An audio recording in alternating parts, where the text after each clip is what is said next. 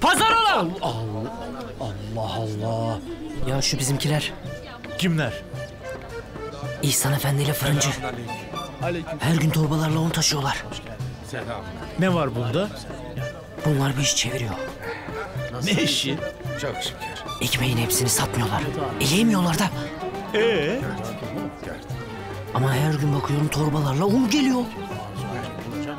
Köftor, onları mı gözetliyorsun? İhsan Usta'da da bir yorgunluk, bir halsizlik. Hadi işine, hadi. Oo, Selamünaleyküm. Selam. Buyurun. Buyurduk. Buyurun, Geç gel otur. paşam, gel buyurun. Yorulduk biraz, soluklanalım dedik. İyi ettiniz, buyurun. Bu da benden beter. Sultanımız Efendimiz, ne oldu size? Bugün oruçlu. Oo, maşallah. Direkt verdin mi peki? Ben de söyledim ama İstemiyorum. Beyimiz sultanımız, direkt vermezseniz olmaz ki. Siz niye direkt vermiyorsunuz? Biz büyüğüz. Akşam direkt veriyoruz biz. Ben de büyüdüm. Ben de akşama kalacağım. evladım bak amcalar da söylüyorlar. Direkt verirsen orucun daha sağlam olur. Hayır, istemiyorum. Sultanımızın sofrası hazır. En güzel reçelimizden, en sıcak ekmeğimizden.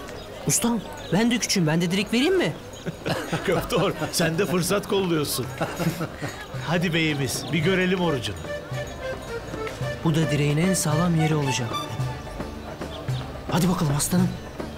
Şimdi baklaya açarlı gelirse vallahi bunları da bulamazsın. Bak sen ya. Hadi bakalım, hadi. Ali Usta! İyi yemeği. Sana da direkt vereyim mi? Hadi git işine. Dur, otur şuraya, dur. Hadi bakalım. Al bakalım.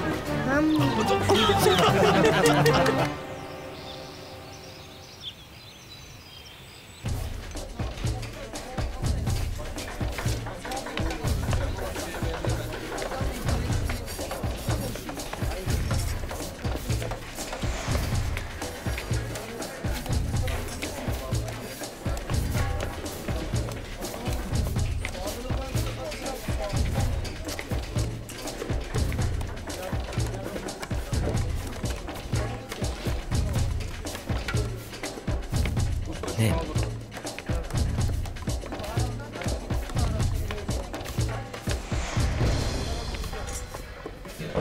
Ne oldu? Bak bu son, tamam mı? Bu son.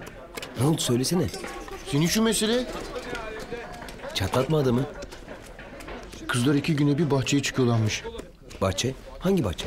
Burada mı? Has bahçeye. Burada. Güllerin olduğu bir yer var. Daha çok orada toplanıyorlarmış. Bu kadar işte. Başka bir şey hiç mi yok? Yok. Bu kadar. Benden bu kadar. Tamam. Başka da bir şey yok. Nurullah. Peki has bahçeye nasıl çıkılıyor? Dahası yok. Oraya karışmam. Ya ne olur son bir kez. Sadece yolu göster. Beni de yakacaksın ya. Beni de yakacaksın ya. Söz veriyorum. Yolu göster. Daha yok. Tamam. Bak şimdi her yer adam kaynıyordur. Tamam mı? Yarın öğleden sonra bakarız. Tamam. Dur. Bak maviyle yeşili bir araya getirince ne kadar güzel oluyor. evladım. Bunu çok beğendim ben. Ben de çok beğendim. Evet bu. Bir de şuna İşte bakayım. buna bayıldım. Evet. Çok güzel değil mi? Çok güzel. Nasıl? Beğendin mi? Çok. Kızlar, şu taşı yakut olan daha güzel durur sanki. Ay bana bakayım ay. Oo, çok Bakın güzel. Çok güzel. Çok güzel gerçekten. Evet. Bu daha güzel oldu. Ne güzel değil mi? Sen Bunu takmıştın. bakayım. Bunu takmamışsın. Bu da çok güzel yaraşır sana. Şunu bir deneyelim. Evet bunları da ayırdım. Maşallah. Çok yakıştı Dilruba. Mutlaka almalısın. O özel bir incidir. Kolay kolay bulunmaz. Gördün mü bak? Şimdi değil. Belki sonra. Bak nasıl güzel değil mi? Ay çok güzel. Sen niye sonra alırım dedin? Ay hepsi Benim için biriktirsin diye anneme veriyorum paralarını. Lüzum da yok zaten. Yok onu beğenmedim. Bak bu daha güzel. Can Feda'ya hiç sormuyorum bile. Aa, öyle demeyin. Cami yaptıracak o. Şu kutunun içinde ne kadar para var kim bilir? Siz gülün bakalım, siz gülün. Zamanı gelince ben de gülün. Kızlar bu bir şey saklıyor galiba.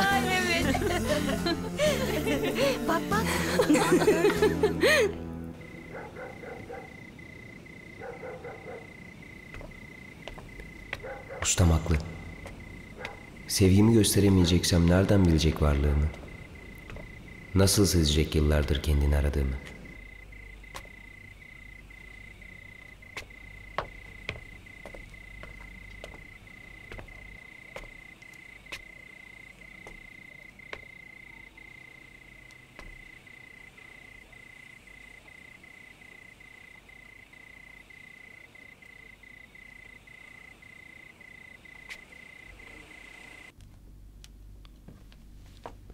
Ona ve bana ait olan ne var ki? Ondan bana tek hatıra burası. Burası. Sadece buranın havasını paylaştım. Bu baharatları, yaprakları, gülleri, buranın kokusunu. Koku.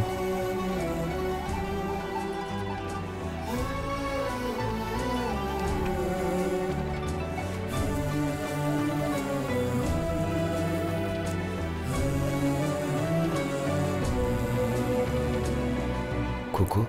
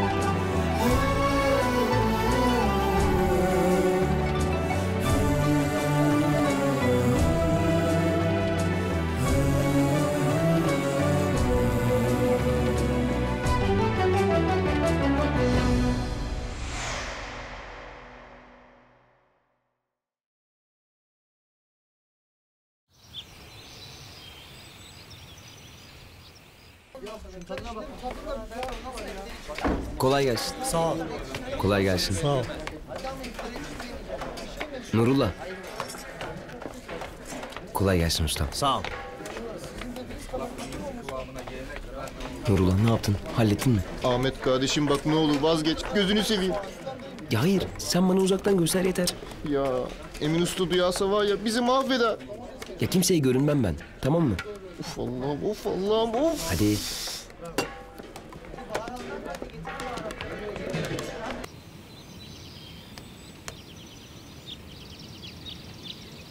Bak ileriye dosdoğru bak. Neresi? Ne diyorsun? Şimdi bak tam böyle doğru. Karşıya en uzak noktaya bak. Yanacağız vallahi yanacağız billahi yanacağız. Ha, havuzun oradaki güller. Hele şükür işte orası. Hadi tamam dönelim şimdi hadi. Sen dön, ben hemen geliyorum. Ya delirdin mi kardeşim? Hadi hadi bir şey olmaz gel. Başımızı iş alacağız. Yürü yürü.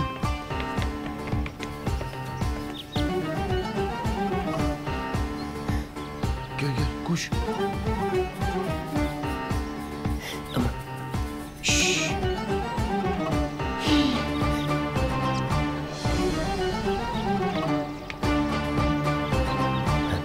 Yürü.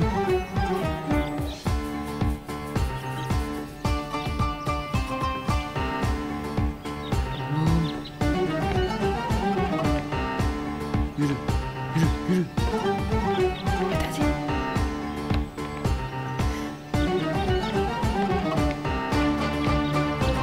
Şşt dur. Gel. Dur dur. Geç, geç.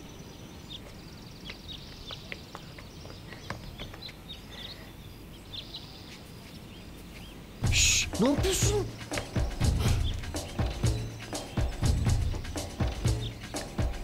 Şimdi. Koş koş. Koş. Tövbe. Bakıyor öyle.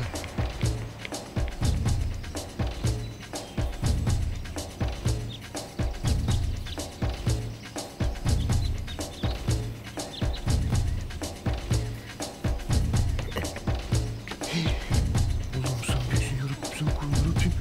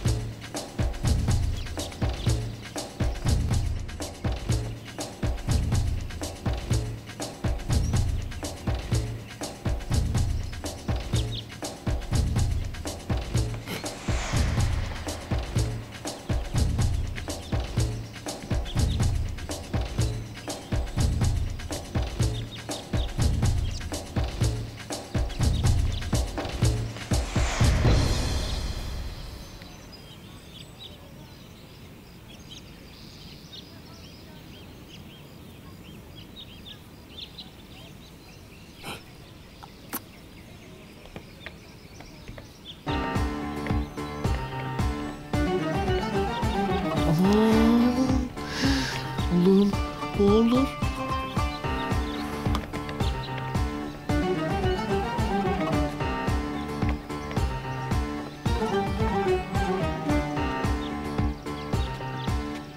Çabuk olsana. Bekliyorum bu dikişat. Allah'ım sen koru yarabbim. Yürü. Hadi hadi.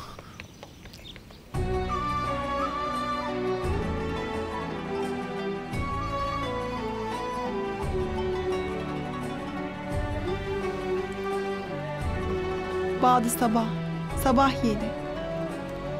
Aşığın tek ve kadim dostu. Sevgiliye haber getiren postacı. Hep seher vaktini seçer. Çünkü gül o vakit açar. Sevgili de güle benzer. Pencere önüne geçer, aşığından gelecek haberi bekler. Ya haber gelmezse? Gelir, mutlaka gelir.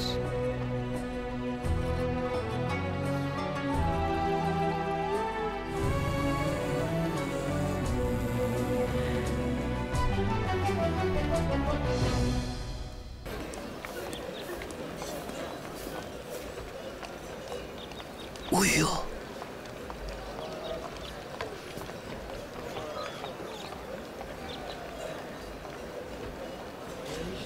Somun alacaktım da. Somun.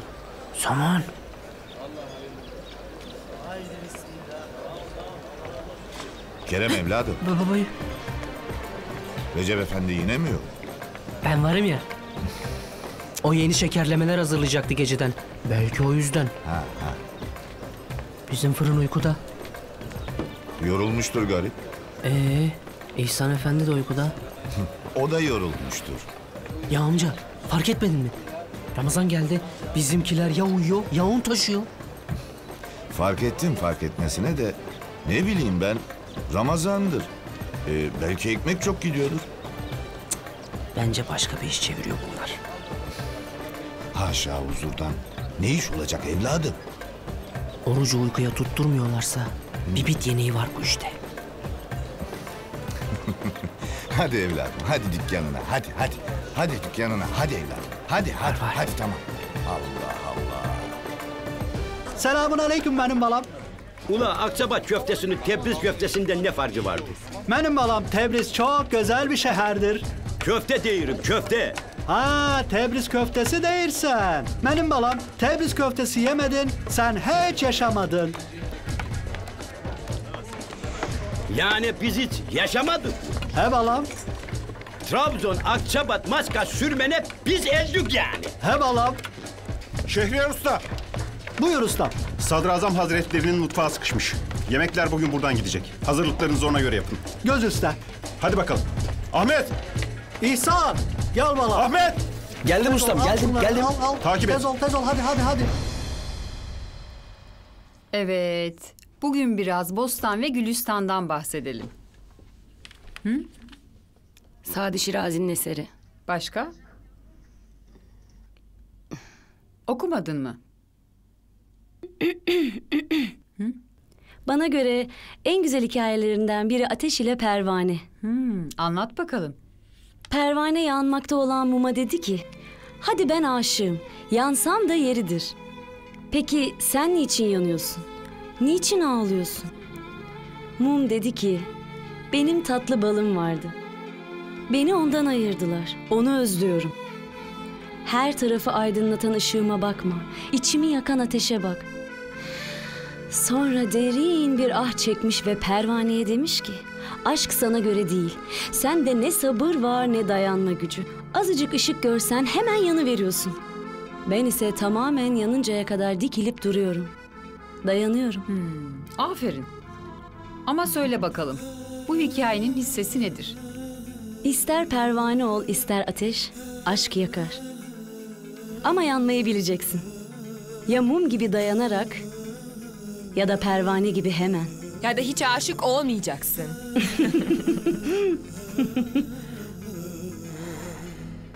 Külçelere su serpmişem. Balam şuradan 3 tane biber al. Tamam usta. Sadrazam Hazretleri bizden hususi bir yemek bekler. Ona kavun dolma yapalım. Ha bunu mu dolduracağız? Pamya doldursan daha kolay değil mi? Pamya kolaydır da. Ha anladım, tamam.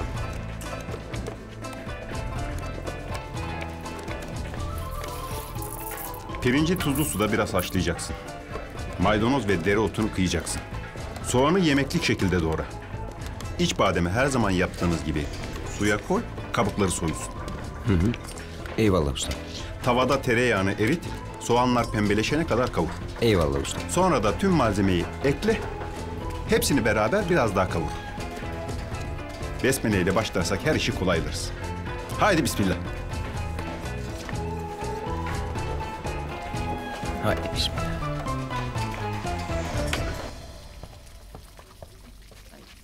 Nasıl olmuş? Böyle daha iyi oldu. Benimki nasıl olmuş? Benimki de çok güzel olmuş. Saçlarımı toplasam mı acaba?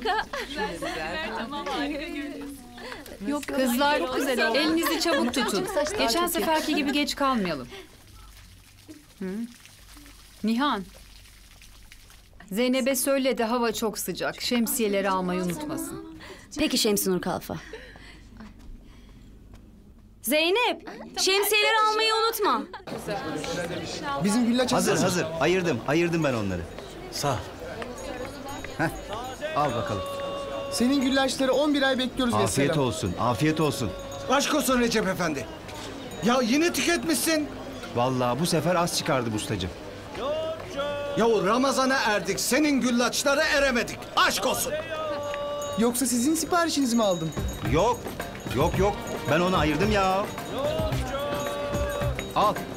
Gözün doysun. Şükür kavuşturana dur vallahi. ya. Kıtlıktan çıkmış gibi bakıp durma şuna. Orucunu sakat edeceksin be mübarek. Alayım ustam. He, şekerci. Akşama bana şu lokumlardan hazır et. Anlaşıldı. Sen niyeti bozdun.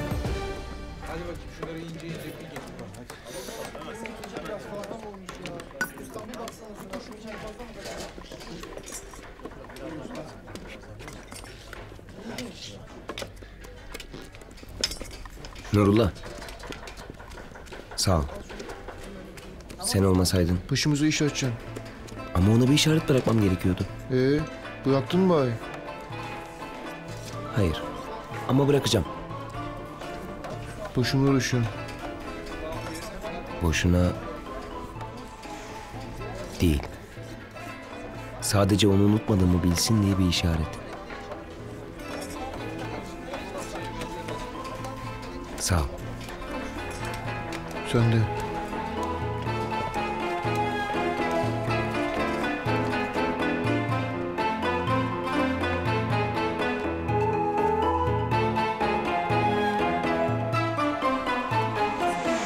Canfeda, Nihan. Siz çıkın kızım. Dilruba, sen hekim kadına yardıma git. Sadrazam Efendimizin zevcesi rahatsızlanmış. Konağa gideceksiniz. Buyurun. Kızım, şifa çantasının yanına al. Kavunu ortadan ikiye böl.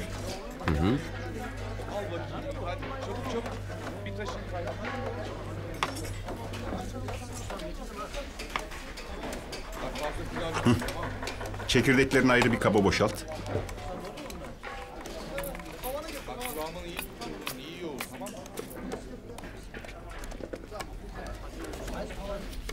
Şimdi daha önce hazırladığın içi kavunun içine doldur.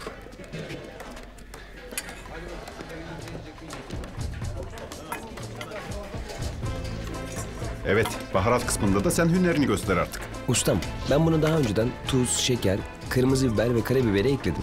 Ben diyorum ki bunun içine ilaveten birazcık fıstık ve kuş üzümü eklersek kavunun lezzetine lezzet katarız. Aferin.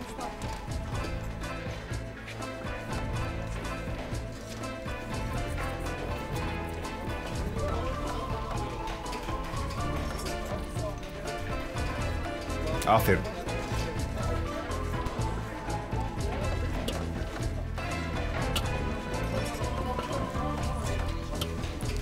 Güzel. Hadi. Şimdi bunları fırına götür. Eyvallah usta. Hadi. Usta, şunları bir fırına atalım.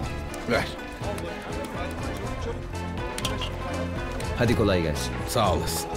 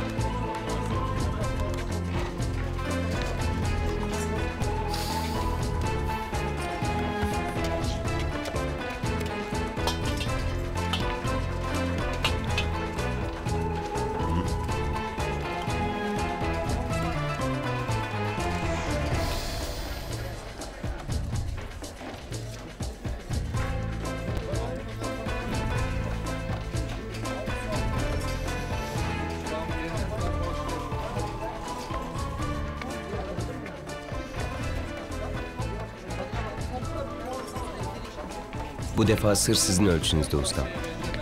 Estağfurullah. Pamyat olması ben yaptım.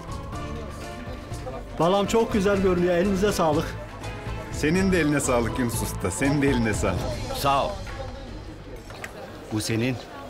Ha? Bu da senin. Teşekkür ederim. Hadi bakalım.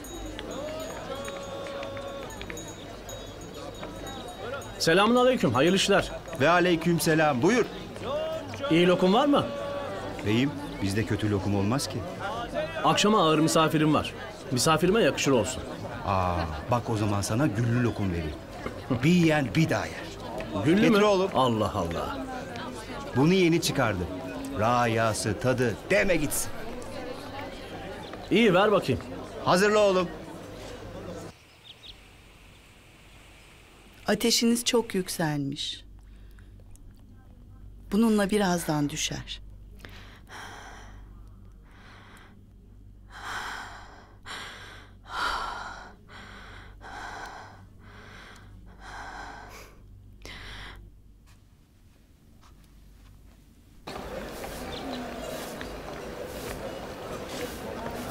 Kerem. Hadi. Buyur usta. Gel, gel.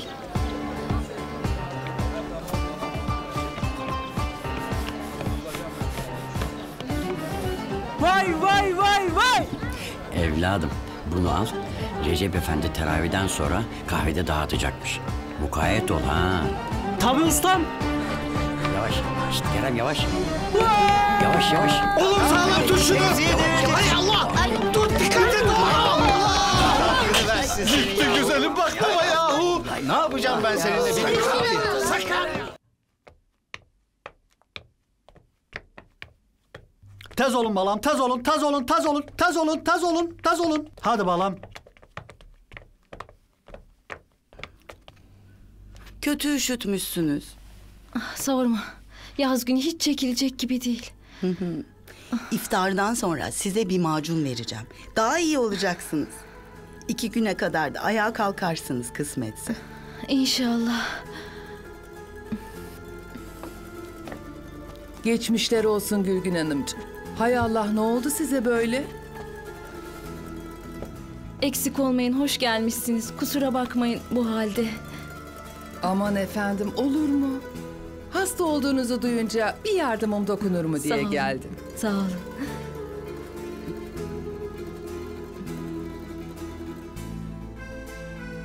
Kerimeniz de pek güzelmiş maşallah.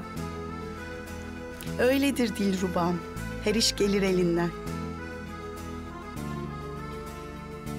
Dilruba. Hadi sıcak su getir kızım. Peki.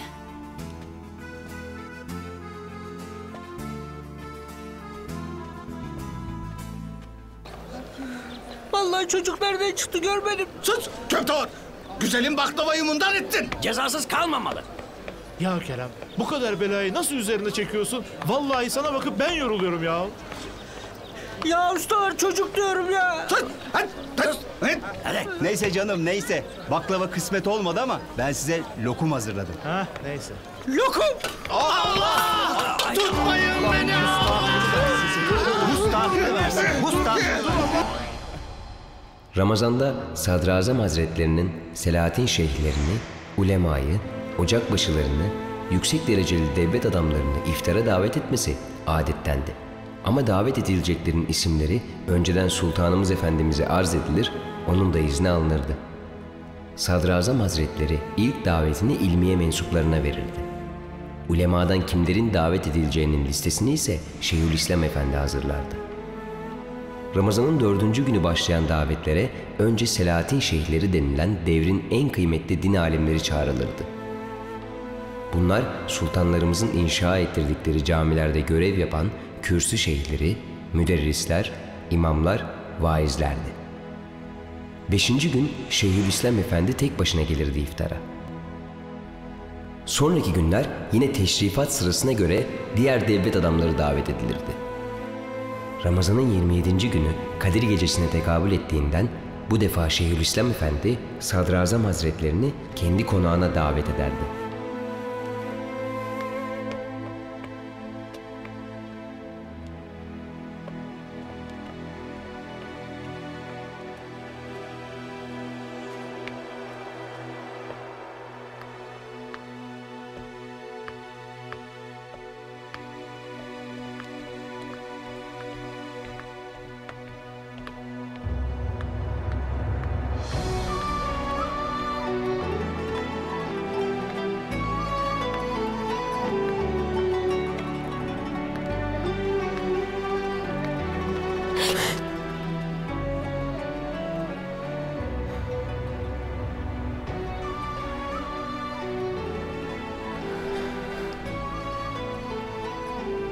Dilruba,